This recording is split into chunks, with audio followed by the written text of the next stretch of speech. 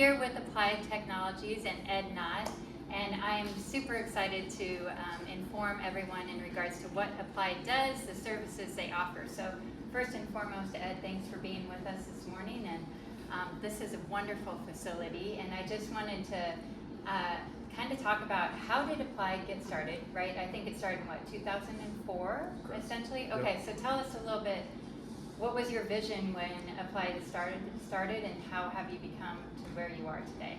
Sure. And I appreciate you being here this morning. I was excited to have this conversation about United Way and our efforts as it relates to helping local communities with philanthropy and other things. But yeah, Applied Connective started in 2004.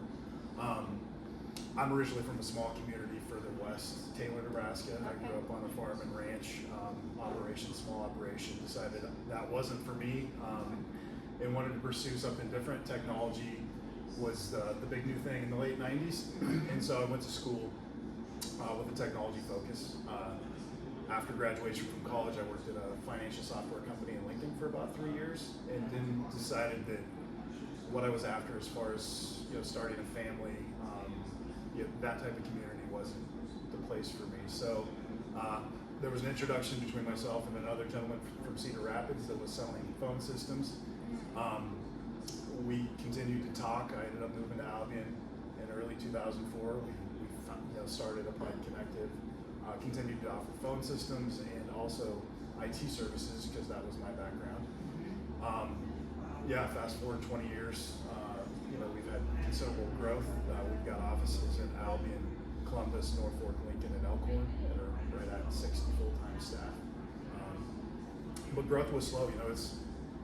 You look around and we've got a large organization now, but really it was just organic growth, both with staff and with your customers over the years. So you started with kind of that IT focus and then phone systems. What other things evolved in regards to your services as you continued to grow? Sure. As a technology vendor in rural Nebraska, we kind of felt that we needed to be able to provide all solutions to customers. So that's everything from phone systems to cabling to server infrastructure to IT services to physical security like surveillance cameras and door access control. And so our suite of services includes all those things. So we truly tout ourselves as being a one-stop shop for technology needs for businesses. Often businesses are working with 5 or 6 vendors for each of those different things. And so in working with us, it's a single vendor that they can work with. And for convenience, efficiency, cost savings, makes a lot of sense.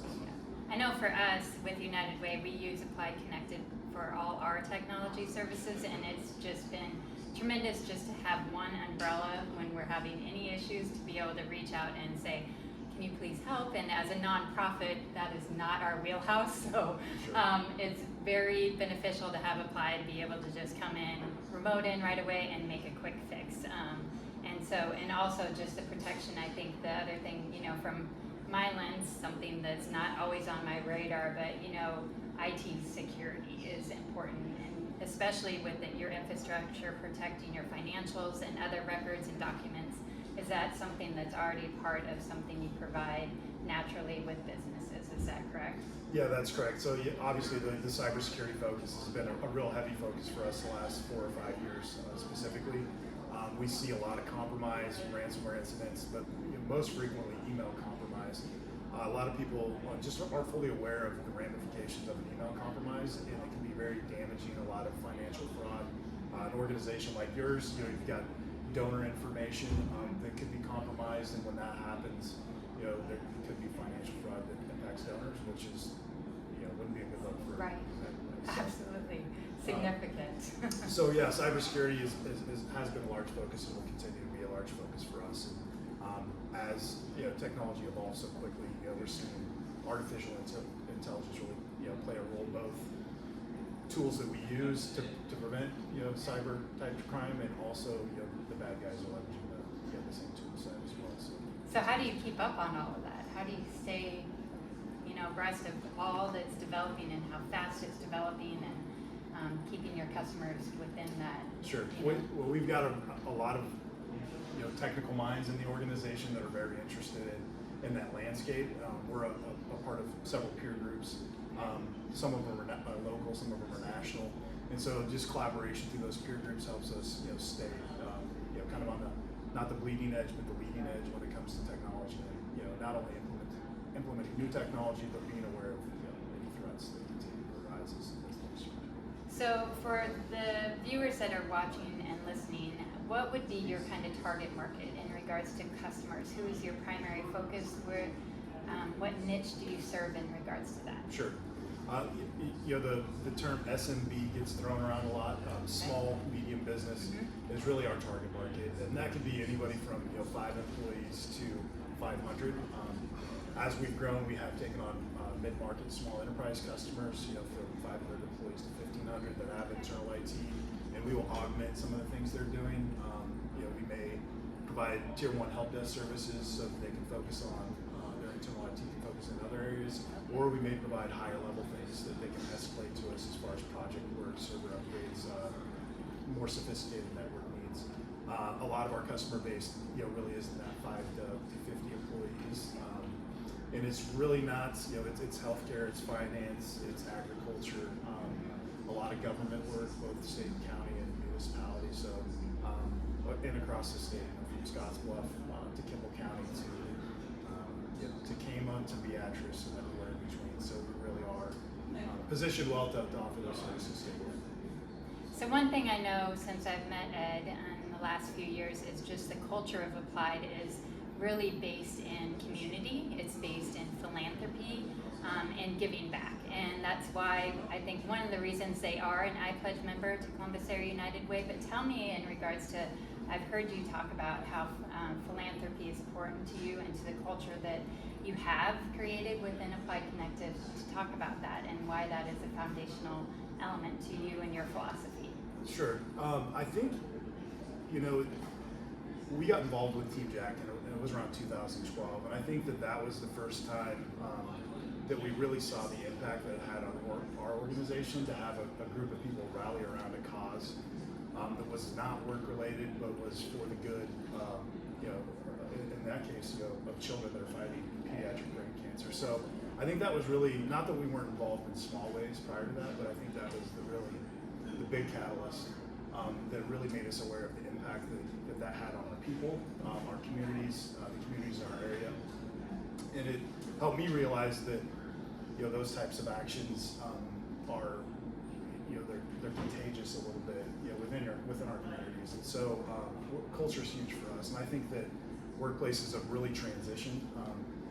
It's no longer just 8 to 5 and a paycheck. It's really being part of a community or an organization that is doing things a little bit different than what our moms and dads did. And so even with our workforce, the younger generation, I think that belonging, contributing, making an impact, I think is just as important to them as the work that they do for their customers. And so that's a reason we continue to push it and try to encourage our staff to get involved, and hopefully that does have that contagious effect throughout our communities. Right. I mean, it's just like that concept of when you get a group of people together around a mission to help someone else. It's just, it feeds a good, positive environment, right? Because it's not about ourselves anymore. It's about serving our community and others. So I think that's awesome and amazing as a leader that you're just providing that kind of foundational point within your organization as a whole. So what is, you talked about how you lived in Lincoln and then you chose to kind of come back here. What is it about, kind of the rural community that you like to live, work in, and be a part of? We're sitting in a community that doesn't have a stoplight, which I appreciate that. And so, traffic, was one thing. Just the quality of life that the communities in rural Nebraska offer. Everything from, I have 3 kids in Boone Central, 6th grade, 4th grade, 3rd grade, and the opportunities they have to compete in baseball, soccer, football, basketball, and just be involved in all those things along with the other activities. We're a size of school that has, a great arts, programs as well, and a variety of things that they can be involved in. I came from a school that was smaller. We didn't have all those opportunities, but that was a big piece for me, is really just the quality of life. I can get to work in about 2 minutes. I don't run into traffic. I've got 1 stop sign. And just the community aspect of, it is it's a family in the communities we live in, really, impact, us in significant ways. So is there anything I haven't asked you yet that you would like to share in regards to Applied? Maybe what's coming up on the horizon, anything that you see within your future of what you wanting to succeed at and provide? Sure. Yeah, I mean, we're growth focused right now. We having a technology company in a community of 1,700 people with an employee 60. It's definitely unique, but we all feel like we're not done. So it's kind of sit back and watch, and we just want to kind of prove ourselves. We're entering new markets, with Lincoln and Omaha, and we feel like we're very competitive. And I think that one thing that differentiates us is just the ability to bring all the technology services to the table from a single vendor.